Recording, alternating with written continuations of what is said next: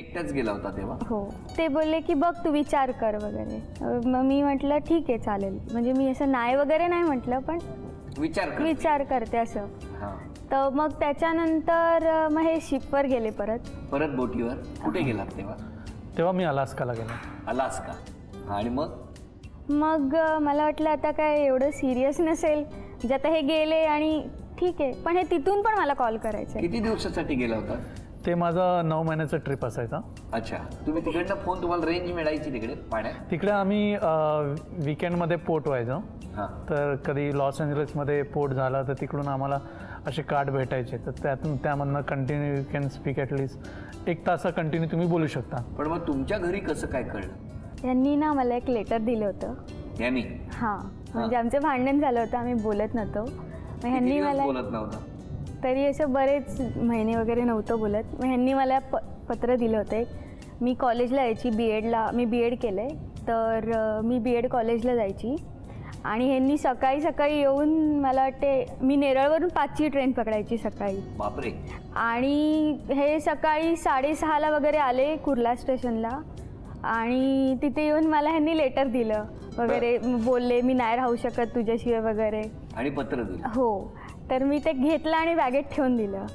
आणि माझा भाऊ आहे स्वप्नील, त्याला ना स्केल पाहिजे होती, म्हणून मम्मीनी स्केल काढण्यासाठी माझ्या बॅगेत हात घातला आणि ते पत्र तिला मिळालं.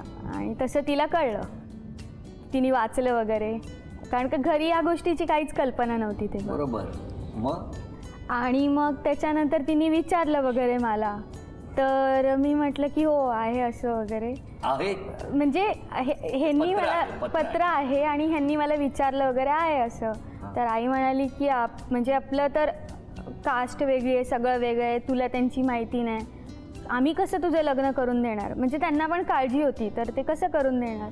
म्हणून मग काय नाही, ह्या विषय म्हणजे तिथेच मम्मी म्हणाली बंद करून टाका. बरोबर. तर आम्ही काय एवढं हे नाही केलं. तुमच्या घरी काही असं विरोध वगैरे नव्हता?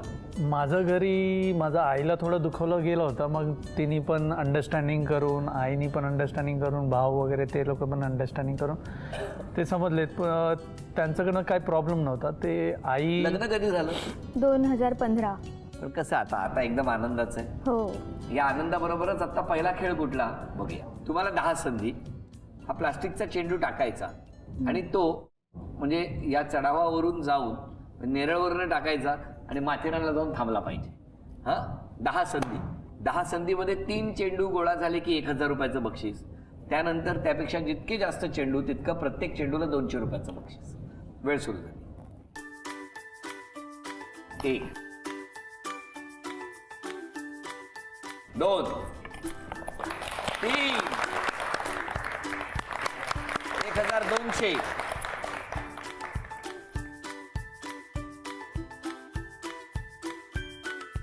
1400 1600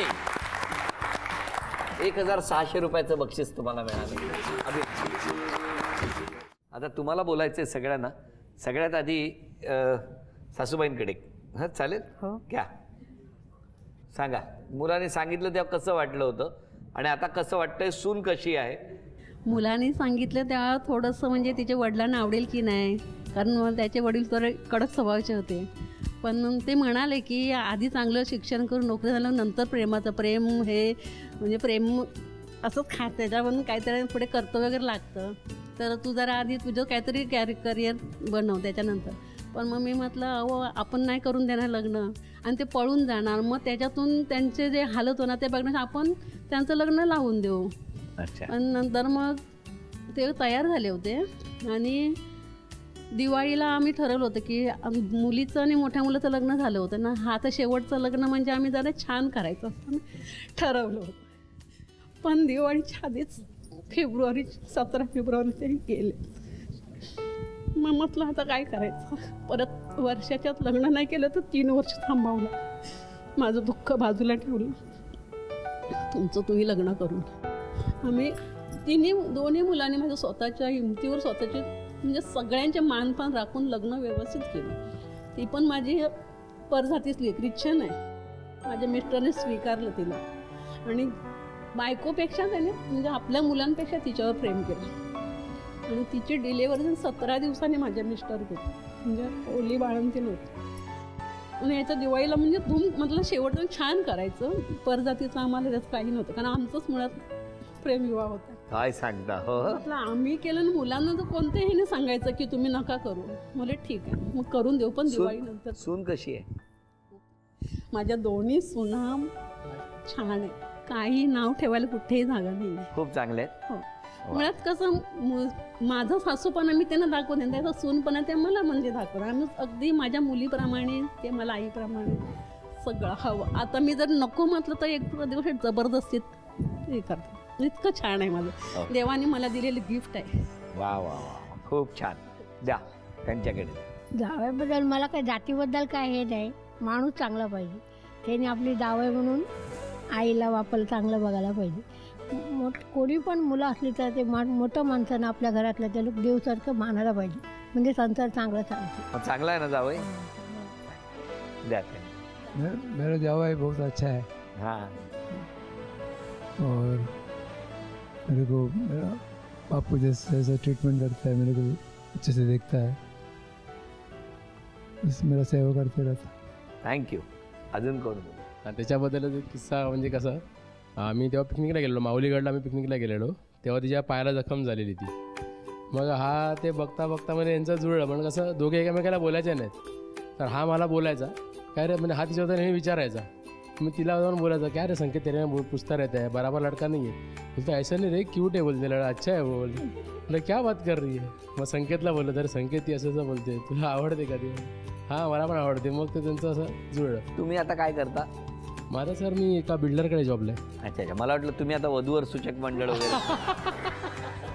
बरं, आता हे अभिनय करणार आणि तुम्ही त्यांना बक्षीस मिळवून द्या. हां चला. मराठी चित्रपटाचा अभिनय करायचा. चौकट राजा. मराठी चित्रपटाचं नाव. Poster Boys. अभिनंदन. झी मराठीकडून ही भेटवस्तू. अभिनंदन. दुसरी घ्या. हिंदी गाणं, त्याचा अभिनय करायचा.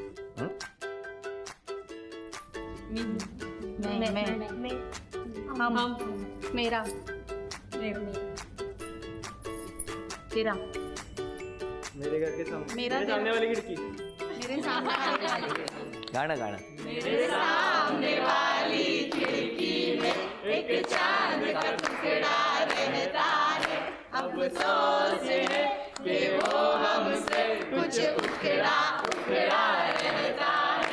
अभिनंदन. झी मराठीकडून ही भेटवस्तू. तिसरी चिठ्ठी. म्हण म्हण ओळखा. म्हण. नवरा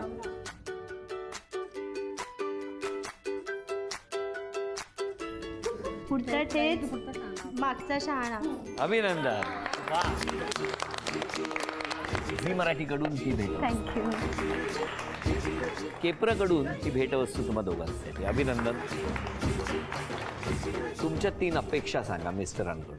घरी आले की सतत मोबाईलमध्ये असतात. बाबू आमचा आता बाबू आहे, त्याला पण नाही बघत, मोबाईलमध्येच असतात नुसतं. काय हो, कधी मोबाईलमधनं बाहेर पडणार? काही असं म्हणजे आता ऑफिसमध्ये काही असेल काम, आता स्पोर्ट्स कार्निवल होतो कंपनीचा. तुम्हाला नाचायला आवडतं की नाचवायला आवडतं? दोन्ही पण. तुम्ही का हसताय? सासूबाई आहेत त्या माझ्या. सासूबाई केवढ्या मनापासून हसतायत बघा ना. मला पण नाचवते ती. खरं आहे की डान्स क्लास झालाय? आणि यांचा कुठला डान्स बसवला? ह्यांचा आता आम्ही ऑफिसमध्ये कपल डान्स केलेला, साडीत की फॉल्स आहे. दोघांनी केलं? हो, कपल म्हणजे डान्स हा काय केलेला. शिवायचं असतं का मशीनवर? हो, असं काय मला प्रश्न पडलेत ते विचारतो.